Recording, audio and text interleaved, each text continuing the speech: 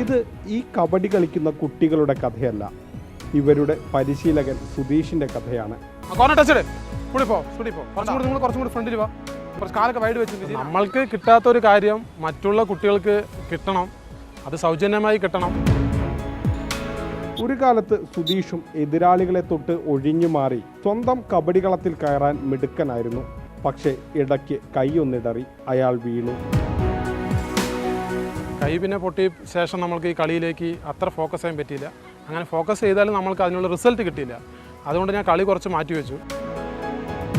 സുധി പരിശീലകന്റെ കുപ്പായം അണിഞ്ഞു, ആരിൽ നിന്നും ₹1 പോലും പ്രതിഫലം വാങ്ങാതെ. സ്വപ്നം എന്ന് പറഞ്ഞാൽ എല്ലാവരും പോലെ നമ്മൾക്കൊരു ഗവൺമെൻറ് ജോലി വാങ്ങണം തന്നെയാണ് സ്വപ്നം. പക്ഷെ നമ്മൾക്ക് ആ സാഹചര്യം ആയിരുന്നില്ല, ഫാമിലി സിറ്റുവേഷൻസ്. അതുകൊണ്ട് നമ്മൾക്ക് അങ്ങനെ വിചാരിച്ചൊരു പഠിത്തത്തിലേക്ക് പോകാനോ അല്ലെങ്കിൽ സ്പോർട്സിൻ്റെ പുറകിലേക്ക് പോകാനോ ഉള്ളൊരു പറ്റിയില്ല. Kanjikode government vocational higher secondary സ്കൂളിലെ കുട്ടികളെ മാത്രമല്ല, കബഡി ഇഷ്ടമുള്ള ആരെയും സുധി കൈവിടാറില്ല. ചെയ്താൽ മതി കേട്ടോ.